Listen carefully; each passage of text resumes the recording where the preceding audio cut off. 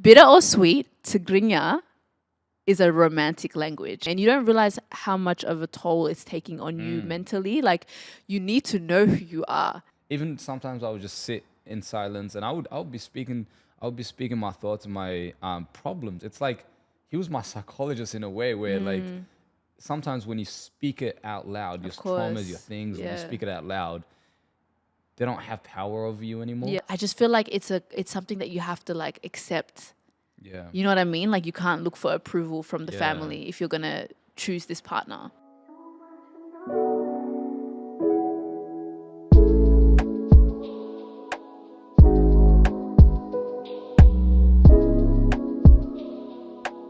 Like every bad thing you can imagine happened to me. Every bad thing you can imagine, you name it, it happened to me.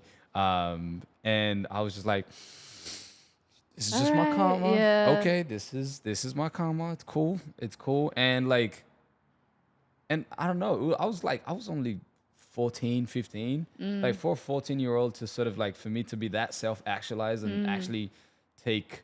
And I was going to church. I was like, and I think like in that circle as well, that environment, that church environment, was like what made me go, wow, like there's people here, like it's what we grew up having faith in God, in the universe, in prayer. And so my friend Banty, you know Banty? I Yeah, don't know if you yeah, know Banty. yeah. We grew up in Flemington together, but he's like, I didn't know you were Ethiopian. I was like, "Nigga, What? what What do do you think I was?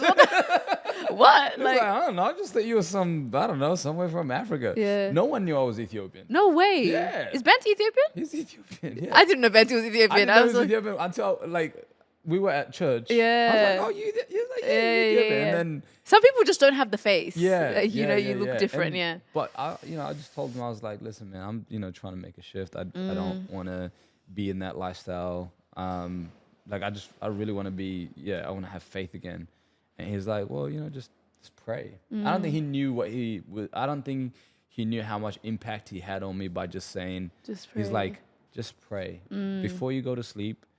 Just pray. I was like, okay, cool. And from that day on, literally that night, I went home. I never missed a prayer.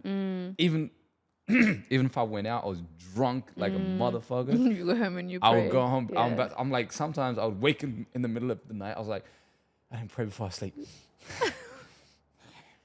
What did that do for you though? Because sometimes was that like a habit? Did it just become a habit, or was it something that you? It was a habit. It was a calming thing, and but also it was a way of meditating. It was meditating. Even sometimes I would just sit in silence, and I would be speaking my thoughts and my problems. It's like he was my psychologist in a way where like.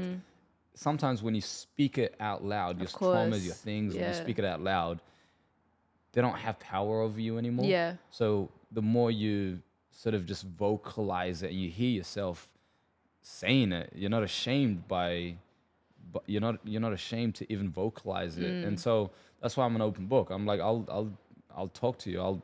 I have no shame. I've spoken about my deepest, darkest wounds, and God knows them. I know them. Some people know them. But the reason why I speak about them openly is because every single human has those wounds. Yeah, Every single human has those. Yeah, no one's perfect. No one's perfect, but it's like to be vulnerable also is like to show strength. You know, if you can really open up, you never know who you're helping, but also it's like it can be hard as well when you come from a culture and like an environment that isn't like that. Yeah. And when you're trying to be that, but I can imagine like the shifts that would have done for you over time. Yeah. Yeah. And studying acting as well has helped me like be in tune with my emotions, be in tune with just myself. And that's what I was doing. I was like applying acting methods to my life. I was like, what kind of character do I want to be? What kind of character does like Sammy Obama want to be? All right, cool. Like Sammy Obama. All right, cool. So I started to like play around with like how I wanted to be, what I wanted to be. And it's like act fake it until you make it type of thing, you know, like I had but you're not even faking it. I feel like, do you know what I'm starting to realize now? I think like you need to be, and I guess this is what people mean when they say manifesting, but one thing my mum always said was like, you can't, if you're trying to be this person, you can't simultaneously be someone that's doing something against what that person would do. Do you know what I mean? 100%. So it's like, okay, you're trying to be an active girl, you're trying to do this, or you're trying to be more mindful about how you speak and, you know, like, I don't know, come across in a way that's like understanding and like whatever, all those things. But then at the same time, when you get mad, you cuss out and you do this and you point the finger. And she's like, two of these things can't exist, you know, and you need to be able to like, in those moments where you're like triggered or whatever, you need to be able to kind of control yourself, you know, or like, if you're trying to be someone that is known for like whatever podcasting and you want to grow in this career and this, should you be in these environments over here? Do you know what I mean? And I think that can be really hard when you're stuck in a sort of in a way of living that you don't even realize is detrimental to your growth. You're just living it because it's your day to day. But then there's a version of you that can't be that if you're here all the time. And then a few years pass by. I said this to myself and I'm like, but you're still in these environments though. Like, even though it might be just like a catch-up thing or you might just, you know, every now and then you go, you're still there. But the person that I want to be, I don't think would be there. Do you know what I mean? And I think we need to be able to make those changes as well. Your mom's a wise woman. Oh, she is. She'll be sitting, That's actually like, you just put word exactly into how I was like, I want to be an actor. Okay, so what do I need to do? What does an actor do? And I've studied, you know, every like favorite actors that I love, Will Smith being, you know, at the top. I was like, okay, an actor, well, I can't smoke weed anymore. All right, gave that up. An actor can't drink. All right, gave that up. What does an actor do? Actor works out. Okay, cool. Actor's fit. All right, went to the park. I was still hanging out with those, with my, like, you know, the boys and the girls and whatnot. But when they're smoking weed and they're drinking, some reason we were always next to a playground. When we do, like, maybe there's benches, seating benches and stuff like that, but we were always next to the playground. While they were smoking and drinking, I would go to the playground, the monkey bars, and I would just start doing pull-ups, push-ups, dips, and all that, just like body weight stuff.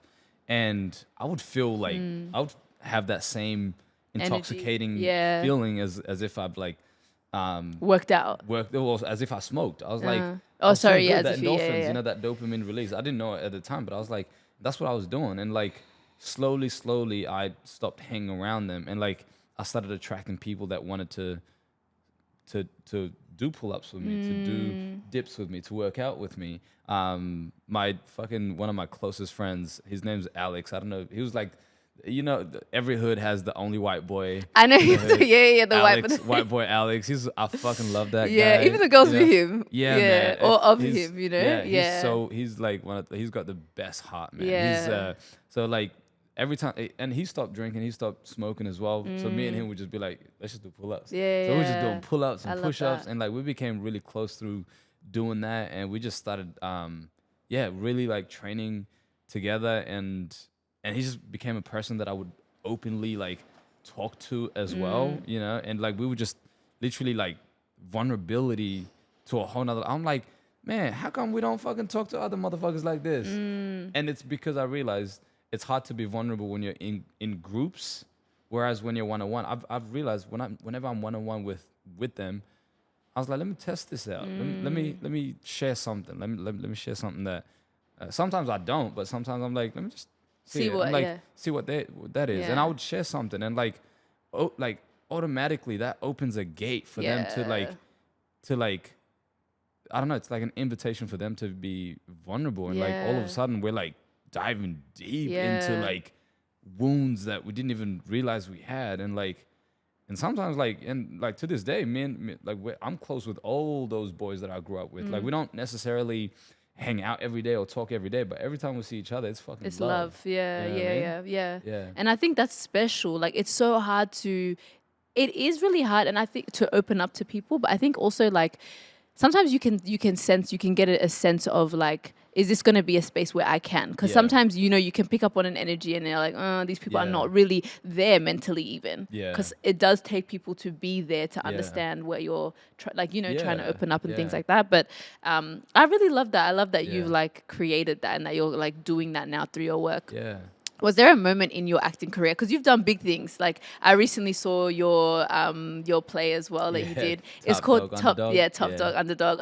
Guys, I'll tell you right now, you need to see this show, because I was honestly like taken back by just like how passionate and like how much like energy you gave the role. But you also did Planet of the Apes. Yeah. Shout out to you. You went to America and you saw the premiere in America. Yeah. That was amazing.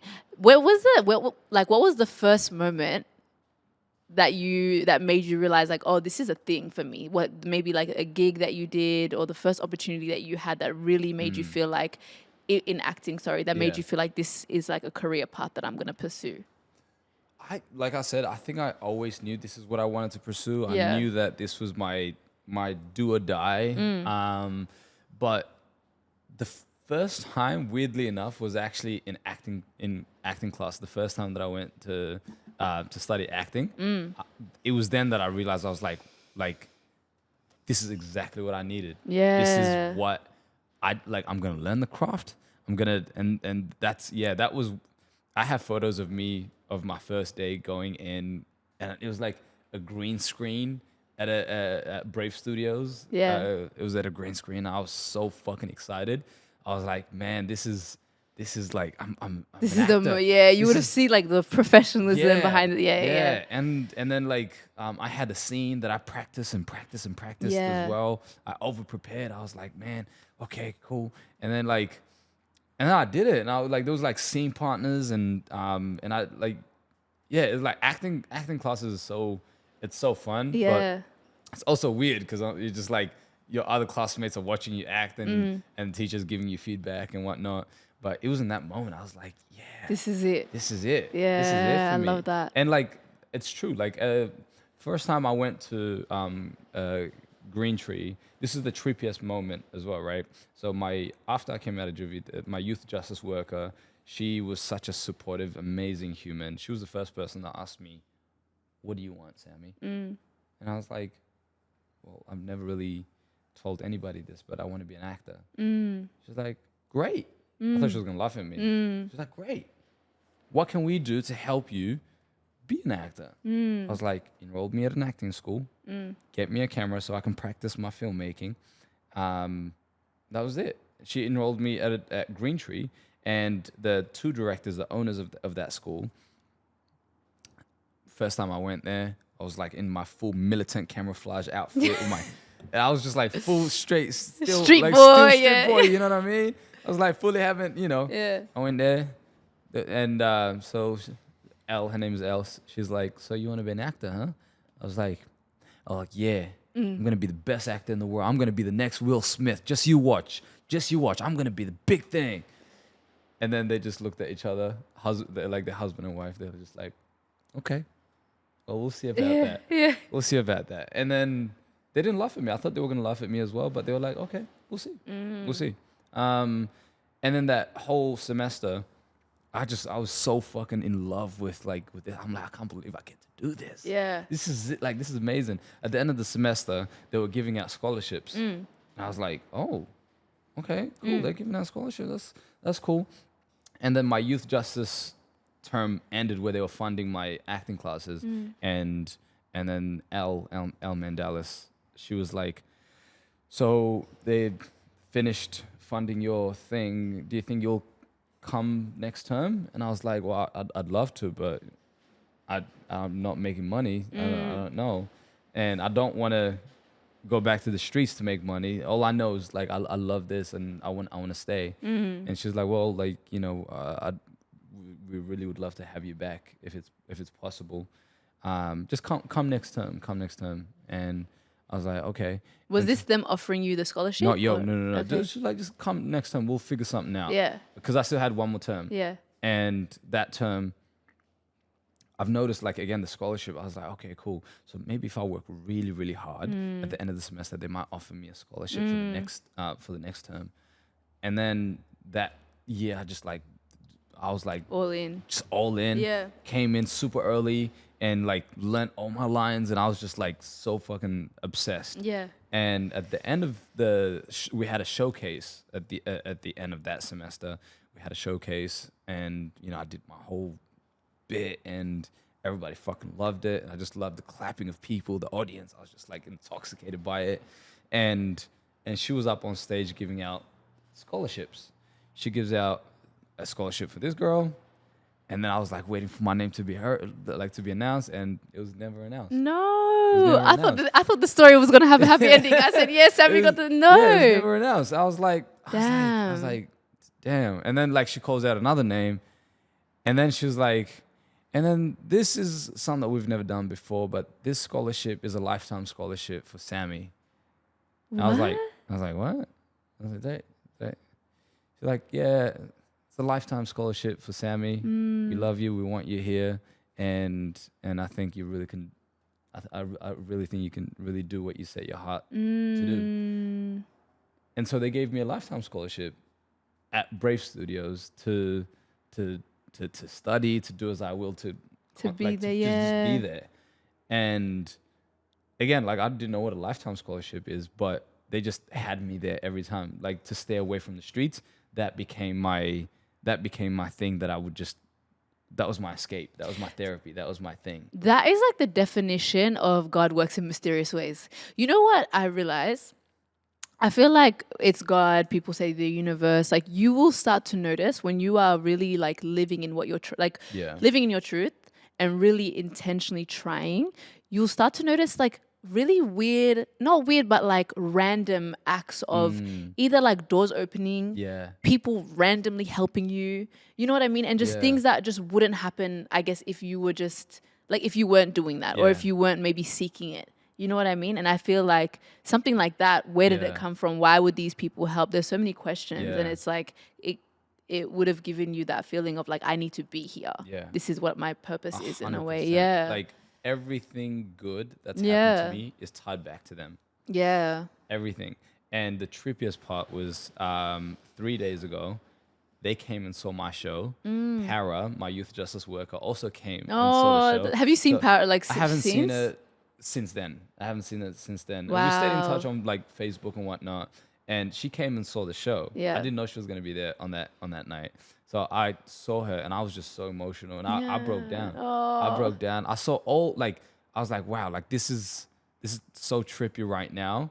Cause like the last time that the first time that they met me was as that character, like very similar to the character that was you're playing on stage. You know, so it was just a weird 360 moment where I was like, I just cried. I was like, oh my God, this is it was just so beautiful because my life to this day is tied back to these people, those three people that were there right there. And so it was just weird, like including my relationship. Like my relationship is tied back to them because when I graduated, a teacher from there invited me to attend a workshop that she was doing, and I wasn't gonna go. I said yes, but I was like, oh man, I don't want to go. It's like extra cost. It's like I didn't really have the money. I was just like, all right, cool, I'll go. And I went, and there she was. You're the woman that you're with now. The woman that I'm with right now. And I saw her, and I was like, God damn. I was like, who that? Who that right there? And you know, it's weird. I don't believe in love at first sight, but now I do because like when I saw her, it was like every woman that I slept with prior, I would look at them and I was like, is she the one? Could she be the one? She's like, no. Is she the one? No. It was like, an instant thing for you with this woman? Yeah, it was like as soon as I saw her, it was a weird thing. I was like, it's like, oh wow, like she's the one that I've been looking for. And it took us 3 years to get together after that, by the way. So it didn't happen right away. But even within that 3 years, I was still thinking about it. What was it? Explain that feeling of like, oh, could she be the one? Well, like, I don't know. Like I've always, like, I'm yeah, it's so weird to explain it. I can explain it in a cinematic way in a film because like my brain works in a film. Like it's like that feeling where like time stops everything is in slow motion and like the camera pans towards you in like super slow motion and it's panning towards me. We lock eye contact and it's like that happens within 1 second, but like that 1 second feels like a lifetime. Yeah. You know what I mean? Yeah, I hear what you're saying, and I feel like I've seen that before, like in cinema, in film. It's cheesy, but I get what you're saying. But I also feel like I have to like, I don't know if I believe in love at first sight, because I've heard other people say the same thing to me when they met their husband, the guy that they're with now. They were like, it's an unexplainable feeling. Yeah, it was like we met each other and we instantly knew. Yeah. And I hear that. I love that. And then I'm here for it. Get divorced? Or you hear some crazy shit going on. Later, you know what I mean? But I just feel like also at the same time, I feel like the older I'm getting, I kind of feel like love has to be built. Like I do feel there is an instant like maybe attraction or even like a connection, which I believe exists. But then sometimes I feel like that can be that, and then that was it. You hit it right on the head of the damn nail when you said love has to be built. Love has to be built. Yeah, like I said, it took us 3 years to get together, right? The first year, I wanted to rush him. I was like, man, I didn't want to fuck it up. And this is mind you as well. Like normally, I'm a confident guy. You know, I know how to work my charm, do my say. You have your little charisma and your little I know how to do all that. But with her, it was the weirdest thing. It was for the first time ever. I didn't know what to say. Everything that came out of my mouth, I was afraid to fuck it up. Like the first thing that I said to her, look, this is how weird it was. There was 20 of us in the room, right? There's 20 of us in the room, and I was like, fucking. Normally, I'll be like, hey, girls, go meet. I'm dead. Get your number or something like that.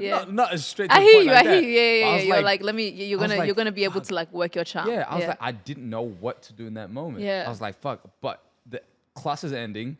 And I was like, I want to stay in touch with her, but I don't know. I don't want to come across as desperate or thirsty or something. So I was like, fuck. And then I went to every single 20 person in the room. I was like, hey man, it was great connecting with you. Can I add you on Facebook? Actually dead. You put in overtime. You said I'm gonna talk to everybody to get to. That is so and funny. I went to her and I was like, hey, listen, I'm getting everybody's details. Yeah. On This is Facebook. not weird. Can I see? And she can see the list. She can see the list. Can I add you on Facebook? Just put it on my notes right here. Add on Facebook. Deleted everyone. No way you deleted everyone. Don't give a fuck about no one else. This was just part of the plot. Yeah. And so we followed each other on social media, and then I was like, fuck, should I message her? If I message her now, she's gonna. I was overthinking it. I never overthink this shit. So I was like, why am I overthinking it? I was just scared to fuck it up. It was like, don't fuck it up. So anyways, it took us a while to like, we chatted. It was like, hey, she messaged me. So like, it was a nice meeting. I was like, oh, she messaged me first. Okay, nice. And so I was like, okay, let me try to create a conversation. It was just like dead. I was like, fuck. And then I was like, you know what? Maybe it was just a weird thing in my head. Let her go. Yeah. Stop talking to her. I posted a story of like an Ethiopian food, you know, the injera, all deliciousness. And she responds, she's like, yum. I was like, have you had Ethiopian food before? Yeah. And she's like, no. And I was like, well, I'm about to take your Ethiopian food virginity. I was like, did I just say that? I was like, fuck. Why the fuck would you say that? Out of all ways to slide and say something. Everything I said, I was like, you know when you're like, your brain is like, don't fuck it up, don't fuck it up. You fuck it up. It's like, you fucking idiot. Yeah. And she found it funny. I was like, I hope so. Yeah. So we went to an Ethiopian food restaurant, Saba's restaurant at the time. And I was just so fucking stiff. I was super stiff. And that was it. Took her out on that day and didn't see her after that. Oh, really? Yeah. And we were like friends. She came to support me at theater shows that I did. But we would talk, but it was just so hard to talk to her. What broke the ice? What eventually made it like, okay, this is, you guys are now in a relationship. You've been together for years now. Well, what broke the ice was like, I would always try to find ways to like get her involved in things that I was doing. So like films that I was making, I was like, oh, she's an actor as well. So I was like, hey, I'm making this film. You want to be in it? And she was like, sure. Come in there. And it was like little extra roles and stuff, but she came. It was just a way to see her. And I was seeing someone at the time as well, but I just couldn't stop thinking about her as well. And like, it was just something, I don't know. I was like, did she, the whole time that you guys were like, that was happening, was she, now that you guys are together, did she ever feel the same way too? Like she didn't want to be in a relationship. It turns out she was so focused on her career. She was so focused on herself that she didn't, she's just like, she wasn't in a relationship mindset or whatever. But 2 years go by, I end the relationship with this other girl that I was seeing, and I jumped into another relationship right away. And I was like, fucking hell, like, what am I doing? Like, I'm just like, I'm afraid to be with myself. So that's why I'm like trying to jump into, and so I ended that relationship. But during that relationship, I made a commitment to be a celibate. And I was like, I just want to be with myself, focus on my career as well, and just actually do the internal work and find out why am I so in a rush to just, be comforted by a woman. Like, why? And so I just that for a whole year, we became really close at that time as well. Because I wasn't trying to plot anything. I was like, let's just hang out. Let's go watch a movie or something. And so we became really good friends throughout that year. On Mondays, we would hang out every Monday, go to Cinema Nova. There was like European films that was like playing. And so we just actually developed a really good friendship. And like, it was like, there was like no sexual thing. I mean, there was sexual, like attraction there. But I was like, no, just keep it to myself. I'm like, stay down. But I was like, woosa. But no, we just became really because that was off the table. We found different ways to to connect and ask each other deep questions. And she didn't want to be in a relationship, and I didn't want to be in a relationship as well. But it was like, I think like it was like a year and a half it was like a year or a year and a half later where we sort of like, she went to Italy and she was there, and I'm thinking, I'm like, she's gonna go there, probably get married, find a man, find a Italian man, and fall in love with the European man. And I was like, you know what, cool, I'm gonna let it go. I'm just like, and like throughout that whole year as well, I really did like her. I really liked her, but I was just like focusing on yourself, focusing on me, and so I kind of just let it go at that time. I was like, as long as she's happy, she's cool. And even when she came back, I didn't hit her up. I kind of just sort of, she's like, hey, you want to hang out? I was like, oh, I'm kind of busy. And then I just didn't want to hear her like what she did in Italy, and I just didn't want to hear any of that. And then we finally hung out, and she tells me like she was just thinking about me the whole time while she was there. I was like, really? Yeah. And then I thought, well, I was thinking about you for 3 years. Oh, that's so cute. And then the love story started. That's so beautiful. We decided to give it a go. Then, but she was actually in the process of moving to Sydney as well. Oh, really? For work, and she literally was set on living in Sydney. Moving there. I was like, all right, cool. I'm cool to make this whole long distance thing Oh, wow. work. And then, she left. I was like, all right, with long distance, here we go. And then COVID happened. She said, I'm stuck here now. COVID happened. And she stuck with me, and she's been stuck with me ever since. But you're right, it is work. It actually, like, my mentor, this is what my mentor told me. She told me, she was like, you're not really in love with somebody until you've been with them for 3 years. She said a real relationship starts, and she was a psychologist as well. So like, she was she's a great mentor of mine. She said a real relationship starts when you've been together for 3 years, and a real relationship starts after 3 years. So when it's 3 years, then you start.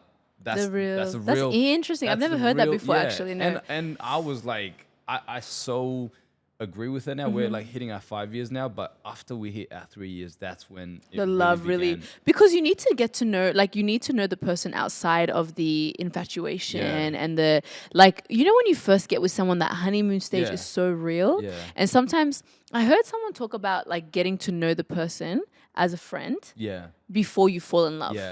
Or even just getting to know who they are. Because I think a lot of us like love to get into these things and it's like, oh, he's cute, she's cute, like we connected on this and da-da-da. And then you're really opening up at that early stage, which is good, but you're opening up in a romantic kind of way. You know what I mean? The intention is to be with this person. And I think that can be dangerous because it's like you're not really getting to know the person that you're actually with. And then people end up, sometimes it goes, obviously one form of it is like you just don't end up connecting over time. It just kind of fizzles out. But then the horrible side is like you fell in love with someone before you knew them. And then you end up in toxic relationships. You end up with people that like, you know, sometimes marriage with kids and all this stuff happens. And it's like you just didn't give yourself the chance to get to know that person. And obviously there's like the cases where people hide themselves for a long time and da-da-da. But I think that, I think love is actually something that you build over time. I agree. I agree. I wanted to ask you as well about you posted something and on Instagram and you were talking about constantly being watched as an actor, judged, and like, you know, all those things. And I feel like someone that's in the acting but also in the creative space, I feel like we're constantly like your craft is like there's a part of it that's seeking validation from the people that are doing it, and it's really hard to create art that is for yourself on one side where you know what I mean, you got to honor your values and all of that stuff, but then also it's like a level of it has to be appreciated by the people that are like looking at it and taking it in. And I feel like constantly seeking that validation makes you question like if you know what you're doing, how you're doing. I think sometimes imposter syndrome comes in. Like how have you overcome that, or like is it something you're always going through as someone who's like an artist? It's something that all the time. That's why like I find training and doing all this mental, like to harden my mind for, because like an actor's job mainly is like, unless you're, you know, already an A-lister and you got you're like your brand, your name is already out there, but even then you're still looked at on a whole different level because anything you do is like up for public scrutiny. Everyone's going to be watching what you're doing.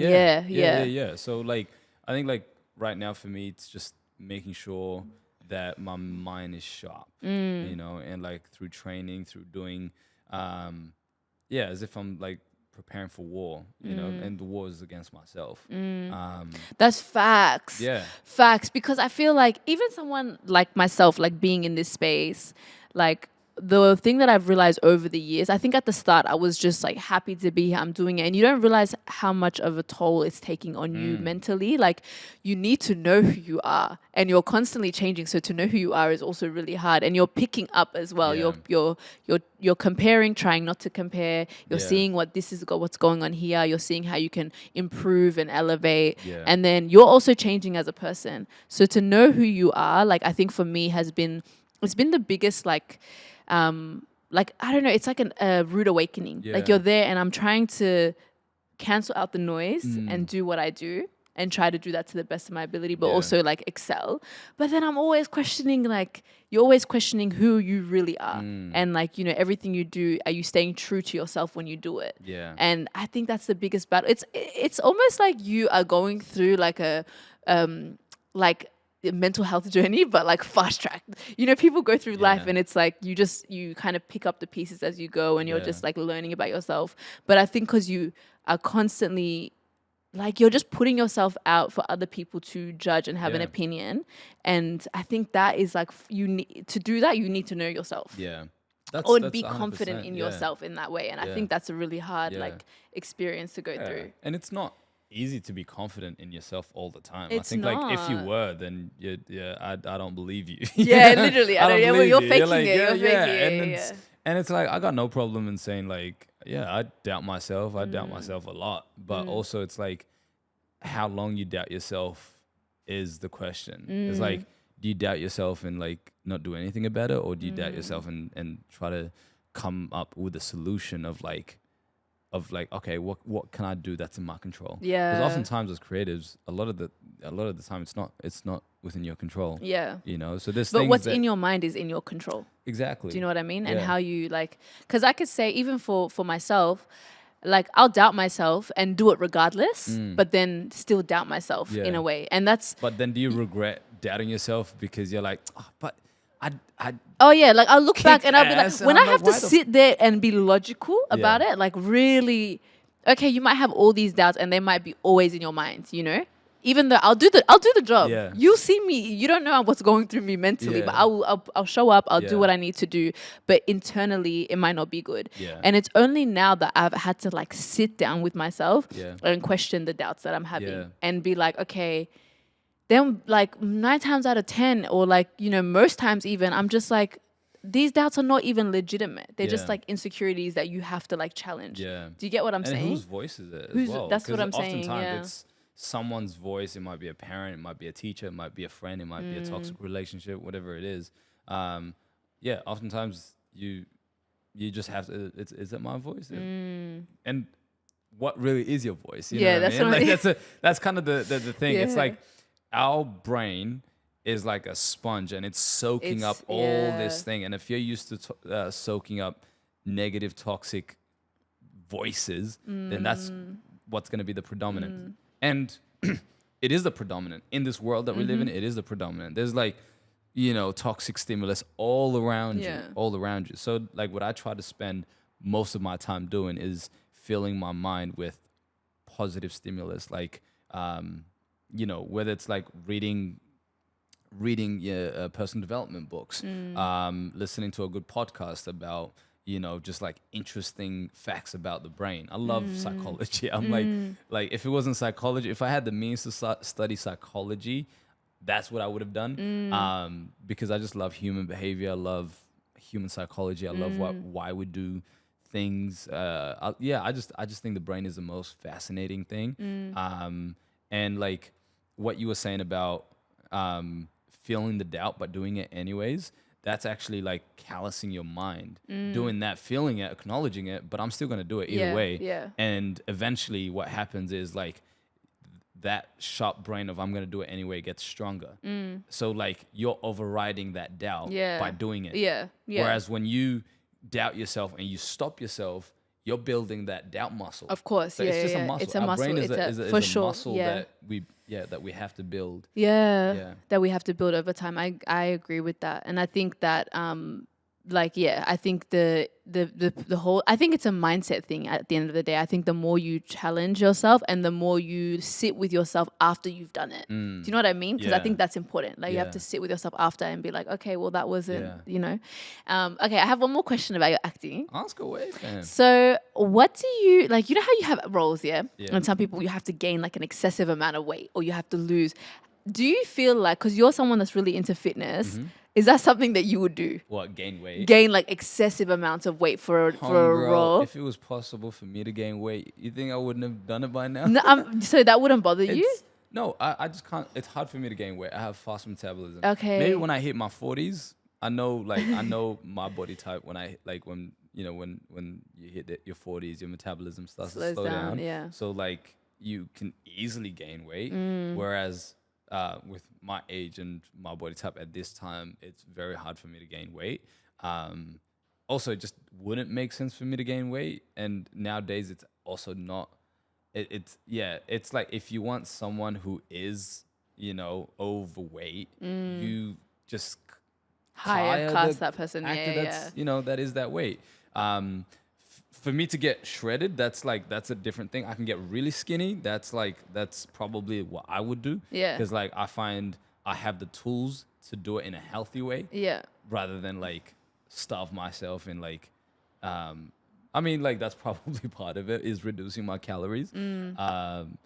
But yeah, I'd love the craft of acting and I love also shape shifting physically. And also with the fat suit, there's fat suits, prosthetics, there's all this technology, stuff. so it's so like there's there's ways around it. Yeah. Okay, I hear it. it just wouldn't make sense for me to Gain the excessive amount of weight. gain an excessive amount of muscles. Sure, that's hard to do because when you take your top off, like you see every single muscle fiber, whereas like to have a muscle suit, it doesn't make sense. Whereas a fat suit, you can cover it with clothes. Yeah. So you can see that. But sometimes you also need to show like they're topless and you know what I mean? Because you've seen that, like actors do that.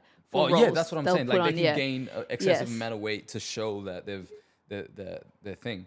But like I said, like it's unless you know how to come back and you have the mental strength, the mental toughness to train to come back to your natural weight, then sure, I would say do it.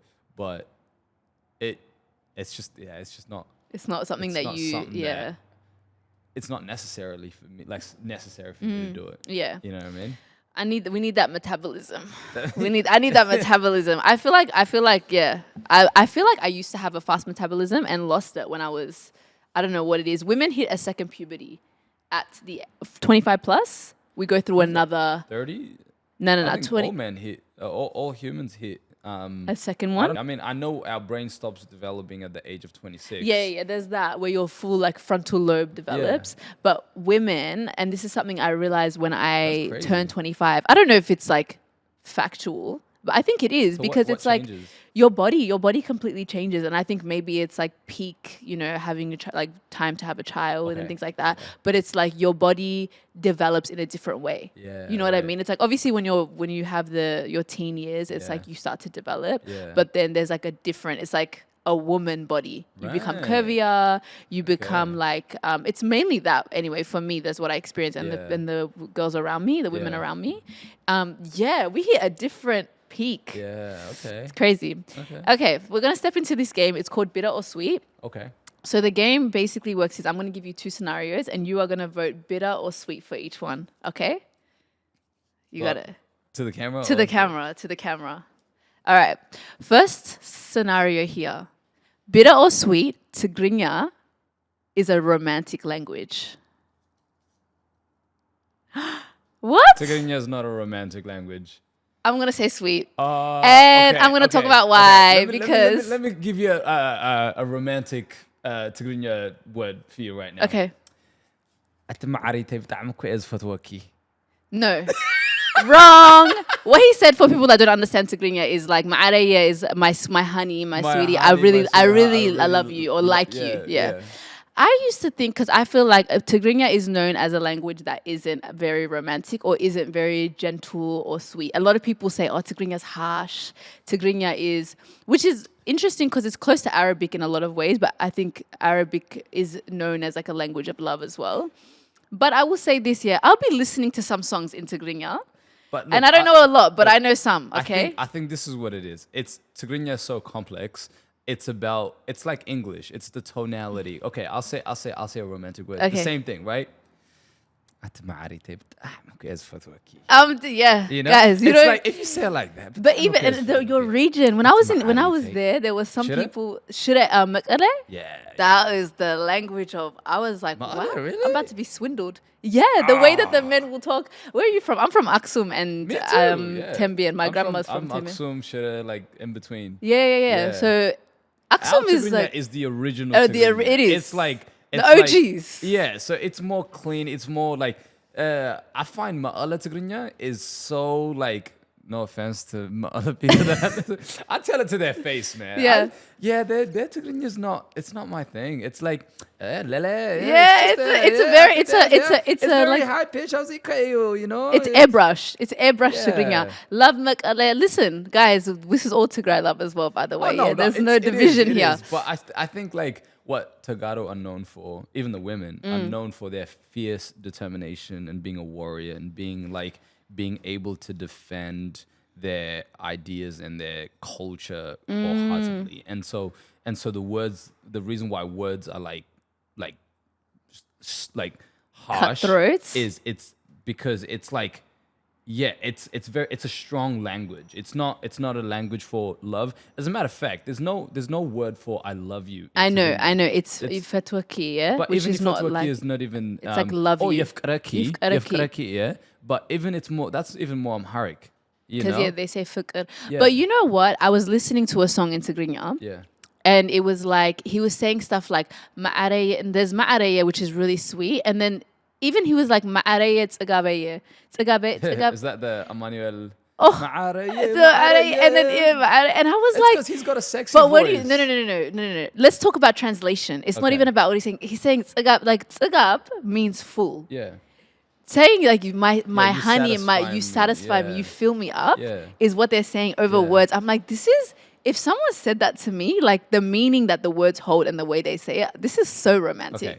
Okay. It is Would beautiful. someone ever say that to you in a conversation or in a Where they're gonna, you make me full, you satisfy, like I guess you That's what I'm satisfy saying. me, Like maybe but it's the way they all say Tigrinya it. songs are romantic. All Tigrinya That's songs what I'm are romantic. saying. So In put some songs. respect on But, it. no. Look, it's my first language, so I'm saying I should be defending it, but I just think it's not a language made for love. It's not. It's I don't know. Like the original, even like sometimes when my mom praises God, it doesn't even have the same amount as like It doesn't evoke the feeling. well, no, for no. you? No. It's not. It's very loving. It's very like thing. But sometimes I'm like, yeah, wow. Like it's very Think about this. Okay, I think for me it's the way, and I think bitter. maybe this is language. very Listen, bitter. you're not proving my point. I thought you were going to prove my point. There's like languages, like even when my like Ade, she used to say things to me like had you translate it to me because my Tigrinya is rusty. She'll say like let your words or your thoughts become like reality. Yeah. So how would you say that? Hesabki? How would you say it in Tigrinya? Let your thoughts be That reality. be like yeah, basically like you know what I mean, like manifest or whatever. But she wouldn't say it like that. She'd be like hesabki, hasabki esmeralki. something like that. Hasabki. Yeah. I just feel like the way that they use words. No, blessing words are different. Okay, Sammy, if you're talking even about blessing I words, wish I had more words. This song right here, I'm gonna play it for you later. But I'm like, the way that they say things. I'm like, this is so sweet and thoughtful Yeah. and like words that I wouldn't hear in the English language being used. oh no, I think Tigrinya Or like is the I think Tigrinya sequence is of the it. best language in the world. I think like hands down, in my opinion, it's the best language in the world. But it's not a language, language for of love, romance. okay. It's a language of love. If you're blessing someone, that's different. If you're blessing someone, or if you're like praying for someone, that's different because it's very strong Yeah. on prayer and on yeah, like you know, حسبك كل يسمر لك. Even the way they say it, it's like very calming. Like خمزة هنالك كل حسبك يسمر لك عبين جري هوك you know, like it's Yeah. very gentle in that way. But romance is what you said. Is it Romance, a I romantic? said, yeah. On a romance level, it's like in songs, sure, they may say something like romantic, but you never But use they that. say like we're not gonna say They that. never ever say that. You know, that's Yeah, why they say I've- "Naturunya فقر ببتر." Translate it. No, Tigrinya Goddamn. no, Tigrinya's love is Tigrinya's by. love is through a stick or by a stick. Oh my god, that's crazy. It is like, to be honest, for me, I'm gonna say sweet. I'm gonna stick Hey, by man, I'll sweet stick with because bitter. even if it is just music, they can swindle me with music. If I hear it, there's something about Tigrinya Yeah. when someone says things to me, Yeah. and it's like it comes off in a romantic way, or like they're saying it to me because they're trying Yeah. to, you know. Maybe it's because I'm not used to it. I'm used to Yeah. just the straight English, Yeah. people talking to me with your, you know what I mean, what's up, girl, da da da da da, and I hear it Tigrinya, and I'm like, oh. You know, the only like Ethiopian singer that can swindle me is her name is Salamawit Johannes. Okay. Her voice, her voice and I need to the listen to lyrics, her. her lyrics as well. Oh my goodness. That's what I'm saying. It's the and for It's- someone that doesn't speak the language, Yeah. when I hear it, it's like wow. In music though, that's what I'm saying. Like in music, it's different. Yeah. Like, and saying those lyrics in like Ma'arite, Shukure, yeah. Do you know what I mean? كمخ من الله. You know, It's so sweet. It's like, yeah, you're right. Who's like me? it's I though. Like it's not like it's. I think it's just so rough. I don't know. Do you know what? I feel like maybe also because it's your Arabic is known. I think it's like the language of love. Really? They say I thought like French or something. Was, yeah. I think French, yes, French, Arabic. Arabic is very romantic Spanish, as well. Actually. I thought Spanish would. Habibi. Yeah. I don't What know. is it? What's the Habibi. word? I don't even know. But what is it? It's like something. My eye of something. Habibti Umri. I don't know. I'm gonna be butchering it. Yeah. But even in Tigrinya, let us know below, guys. No, they say like, what is it? Anyway, whatever. We'll move on. My Tigrinya is too rusty to be out here exposing myself. Wait, now Tigray خد كنت خنيركي. Okay, good, you know. Good boy, good زار والله خير. Bitter sweet بتغرينيا coming soon. Guys, anyway, feature me in. Huh? How do you say bitter sweet in Tigrinya? Shukar, is it shukar or how do you say sweet? Yeah, shukar. Oh, that's sugar. I'll just say معلو. معلو. معلو ويس شكر. ويس معلو ويس معر. معر. معلو ويس معر. معلو I've never heard of. معلو is like, it's like there's a تصور. تصور. I've heard تصور, yeah. Yeah. This is what I want to hear the comments in below. People who speak Tigrinya, let me know. معر ويتصور. معر ويتصور. معلو is like a type of fruit that I think you only find it in Tigray, where I'm in my region. It's like this yellow. It's like very sour, bitter. معلو. I've never heard of that. Okay, the second bitter or sweet is dating within the friendship group or colleagues. So colleagues, peers, friendship group, is that bitter or sweet? I'm gonna go.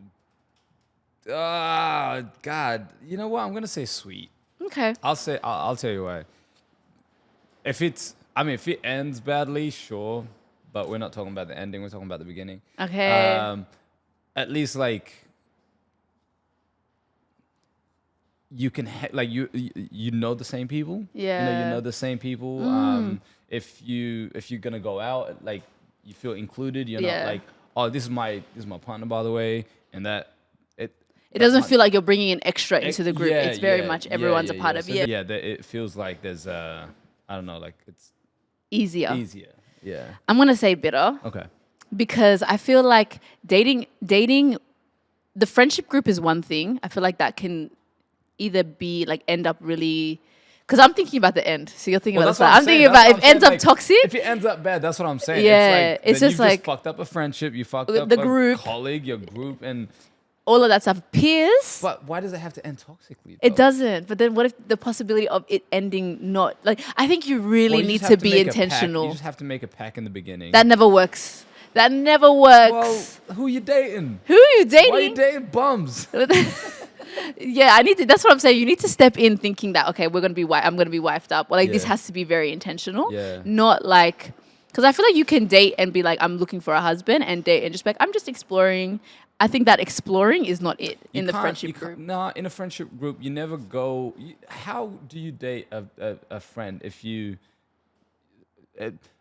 This is why I'm like, especially if it's a friend that you've known a really long time and you both, develop feelings, then at least like if all goes south, at least like I think the friendship, respecting them as a friend should remain. And I think that could still remain, but I think naturally it'll be awkward, especially if there was real love for me anyway. I feel like okay, I can respect you, but to be in the same friendship group, dating other people now, like, you know what I mean? Two sides of maybe what happened will come out. You still respect them, but I think it could just not be ideal to be around them all the time, to be around your ex all the time and just be like normal again. Well, I changed my mind. Better. Sorry. Well, but that's what I'm saying. I'm like, anyway, I'm optimistic that like, I think if best case scenario, it would be the best thing. Yeah. Best if case you ended scenario. up, well, I'll stick to my sweet. I would love for it to work out. All right, the last segment of this episode is our dilemma segment. So every week, our listeners send in dilemmas. And this one I felt like was fitting because of your relationship and how you come from different backgrounds. So this one starts off with, Traditional pressures for couples from families of mixed ethnic backgrounds and how to navigate them. I'm Mauritian, half Ethiopian Armenian, and my wife is Lebanese. It can be challenging at times from either families, especially when kids are involved. That's the dilemma, and I guess they're trying to figure out like how do you navigate traditional pressures from couples when you guys come from different backgrounds. And I think because you come from your girlfriend is from what background? Italian. Okay, cool. So She's Italians. For those that don't know, Italy tried to colonize Ethiopia twice. Damn. And we fucked them up twice. I was gonna say double homicide. So this is my payback. I'm colonizing your daughter. Damn. Pop, pop. That's crazy. That's crazy. Oh, yeah. Man, that's just a joke I make all the time. She knows. This is a joke that I always So has that been hard? It's what the hard bit is. My parents don't speak English, so that's probably the most challenging bit is communicating with her, or me being the translator. How did they react or respond to you having a girlfriend that is Italian? My parents are like, I'm very lucky that they're not like your traditional Habeshas where they sort of get too much of my business. When I told my mom, I was like, so I got this, I'm dating this girl, kind of like her. I want to introduce you to her. She's like, do you love her? I was like, yeah, I do. Yeah, okay, cool. Well, yeah, bring her over for Bunna next week. Yeah. And I brought. Oh, actually, it was I think it was Ethiopian Christmas. I brought her over for Ethiopian Christmas, and yeah, that was that. They met her, they loved her. She's real miskeen. Like that's she's like really sweet, really introverted. She's really sweet. She's really like she's not. I don't know. Like she's not dramatic. She's just chill. Like for me, the important thing for me wasn't so much my parents, because I think my parents were like, yeah, do you, man. For me, it was actually my nieces and nephew. Like it was actually, I wanted to get their approval more so than my family, because my nieces and nephews are like, I'm getting teed up seeing them. They're my kids. I love them. I love being an uncle. I love. So I wanted them to love your and I wanted her to also like know how much they mean to me. And like I just needed their approval. I got their approval, and like that was and yeah, she loves them. She's like they're obsessed with her. Like I'm Ethiopian, so like birthdays aren't really a thing where I'm from. Specifically the region where I'm from. So like I'm not used to birthdays and gifts and stuff like that. So she's just amazing when it comes to like the birthday side of things, where she knows when their birthday is. She knows when to get them gifts. They're all September kids, or most of them are September kids. So my bank account was just every September. Oh goddamn! She's really encouraging you to do that. Yeah. So she was in Italy. She prepared all the gifts and stuff like that for them, and like we did it together. But like she just the wrapping and the thing, like, because she grew up with that culture of like birthdays, unboxing things, and like I didn't. To me, I'd never celebrate my birthday, so it's not really a special day where I'm like, it's my birthday, and so yeah, they just really love her for that. Even my family love her for that, where like she really brings in that Western culture, not Western culture, just like culture that kids that grow up here appreciate. Because being Ethiopian, we're just like, birthday, happy birthday. That's it. Next, Yeah. Whereas like, she really does make an effort. And did you feel pressure from like the community? Like, can you relate to that at all? Yeah. The dilemma that the person I've sent never shared in? my relationship publicly with the community, with anybody before. And so I think like when I did share that I was in a relationship with Alessandra, they were really happy for me. They were really encouraging. They were like, "Oh wow, like we finally get to meet the special woman. Who is she?" And like they were, they and she's, like I said, she's miskeen. She's very like she's just very, I don't know. She's an introvert, so like she's not in people's business like that. But she's also curious to know my culture. Like, she really makes an effort. Because, like, for me, culture is like a big thing. Of course, you know? yeah. And like, there's like things that I value culturally, and there's things that she also values that I wasn't necessarily raised that way. So I tried to sort of, it's all just communication. It all just goes down to communicating, and like having, like, every month we have like a relationship check-in, which is like we literally sit like this, like it's like a podcast. No, and just talk about. Well, we just like, it's a space for us to like just lay it all on the table. And when she's talking, I'm not allowed to talk. I can't be defensive about it. I can't justify it. I can't justify my actions. I can't try to be like, no, but like, no, let me tell you why. And sometimes we're not perfect. Sometimes we do. But I'm like, no, but like, the reason why I was like that. And, you know, she just has to remind me. And I also have to remind of like, no, this is what it is. It's a check-in where like, just lay it all on me. Okay, cool.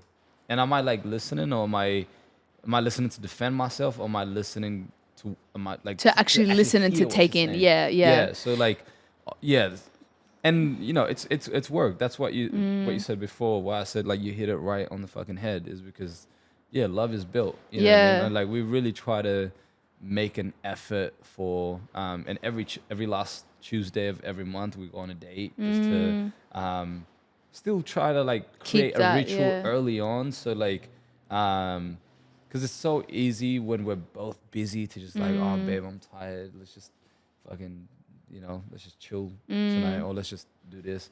So try to keep the spark alive, trying to make it's work, you know. Yeah, like, it is work. It's happen overnight, or it doesn't just like always feel the same. And I think like to this dilemma with this person, I feel like it's very hard to come from two different cultures, because Ethiopian Armenian and Ethiopian Armenian Mauritian, that's a crazy mix, like that's and then a Lebanese woman. I feel like you're gonna have different pulls from different cultures, and I know as well, like from our own culture, like how we can be very like prideful, and we love to keep it within, you know what I mean? And we love to just like, and I think it can be hard for them to, and this might, like, I know this wasn't yours, which is like, it's a blessing when you don't have that, but I see a lot of like, you know, Habeshas, or even not even just Habeshas, like any culture that's really rich in culture, they tend to love to stay within because it's easier. And I think that marrying outside of your own, you have to kind of accept that it's going to come with some challenges from both sides. But I think if you can, for me, I think like have the love within your own family. I mean, with like as in your immediates, being your wife and yourself and your kids. The love from your parents will eventually come when they start to see, okay, this is a strong unit. This is like, you know, a genuine connection. You have kids together. You're building. It's not to say that it's not going to be challenging. It's just something that they have to come around eventually, you know, because I've like, even with my parents, I've always been like, you know, I'm not like strictly going to date Habeshas, or I might not even marry a Habesha person. And they're like, like they kind of don't like the idea of it. I think ideally they want me with someone from Tigray, you know what I mean? Someone from, and I think obviously ideally it'll be easier. They can communicate with my partner easier.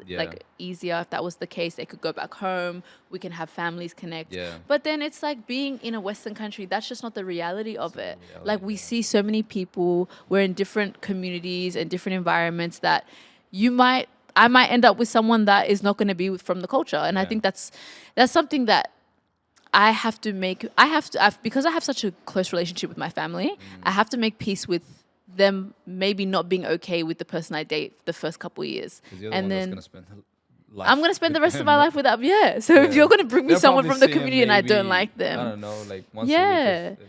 And once I make peace with that, they will, if my parents love me, they know at the end of the day, they want the best for you. I know this is not the case for everyone, but it's like, if you can show them someone who's doing well for themselves, who loves you and who's like intentionally trying to build a life with you, they'll come around. They'll come around. Obviously, like when it comes to big differences, maybe it's religion or something, that can be hard. But I just feel like it's something that you have to like accept. You know what I mean? Like you can't look for approval from the family if you're gonna choose this partner. Yeah, it's also a superpower, I think, like, especially if there's kids involved, to like introduce them to both cultures early on, and have them be like know the two cultures, so they don't have to choose a side when they when they grow up. That's my biggest worry as well, though, because sometimes, obviously, being born and raised here, like my culture, like I've learned from my parents, I pick up from it, and I feel like my parents only came like 1 year before I was born, so I feel very connected to my culture. But also, it's like the lack of like speaking the language. You know, sometimes not having, when I'm with my mom, it's like we're eating injera, we're having bunna every morning, where that's the ritual, right? When I move out, I'm not doing that all the time. So it's like I do worry that when I get married, if like I feel like I want to now like intentionally really learn my culture so that I can pass that on to my kids. Because if I do get married to someone else, which I'm open to, like from another culture, they might be more strong in their culture, you know what I mean? They might have more roots or whatever. And then if my kid is only getting from one side, that would upset me. Yeah, which is why, like, you know, I told my lady, like, you know, when we have kids, I want to spend a year in each country. You know, like like I want to learn Italian, and I want her to learn my language as well. Considering Tigrinya is the hardest language in the world, but you know, at least like getting that understanding. Spending like a year in Ethiopia, and a year in Italy, just to like be engrossed and immersed in the culture. Where, like why not? And also like having Mauritius, Ethiopian, Armenian, and Lebanese. That's like four cultures. That's four cultures. That's a superpower in it, in itself. I mean, like, and I think like what you were saying before about family, parents as well. Like, they're gonna love you either way. They're gonna love you. They might throw a hiss a bit in the beginning, but ultimately, like, it's your life. That's what it is. It's your life, and you have to make it what it is. Yeah, for sure. Oh, that's everything for this episode. But for anyone else that wants to send in your dilemmas, you know, the DMs and inboxes are open. So make sure you head down to all the links in our bios and send them through. Sammy, it has been an absolute pleasure. Like, this was so nice. I'm listening to you and I'm like, damn, we really came from the same like circle of people. Like, we really, like, I don't think I've had a guest where I really just like, I know you in a lot of ways, you know what I mean? I don't know you directly, like personally, but we always have been in the same environments. We know the same people. Like, the name dropping, I'm like, we know. We just came up from the same place. So this was so nice. Thanks for having me. I've been looking forward to this all the time. I was like, man, I gotta get on. I know. We had so many. Like, when you gonna get me on? Nah, we had changes. We had so many things that happened. I was like, eventually I knew it was gonna happen. It was just kind of like the right time. So I'm so happy you came on, and like, I'm just, like, I love seeing what you're doing. I feel like you're killing it and really like starting a movement here. And it's nice to see that. Like, I know that there are the next generation that's looking up to you and seeing like you kind of paved that way. So, you know, I'm here for it. We're watching your journey. I appreciate that. Thank you. It was so nice. So let people know where they can find you, where they can follow you. Well, you can follow me at Ras Samuel on Insta. Just Ras Samuel. Ras Samuel. I'll put it in there. Thank you guys so much for tuning in. Make sure you subscribe, follow the page, give us a rating on Spotify. This is what's keeping the platform running, guys. Which one is, you said, No, it's... I thought you were saying bitter to what I was saying, but this is bittersweet. Bittersweet. That's period. Bitter, sweet. That's period. How I'm spinning it. I'm not... I thought you were like bitter, guys. Anyways, thank you guys so much for tuning in, and I'll see you guys again next week. Bye.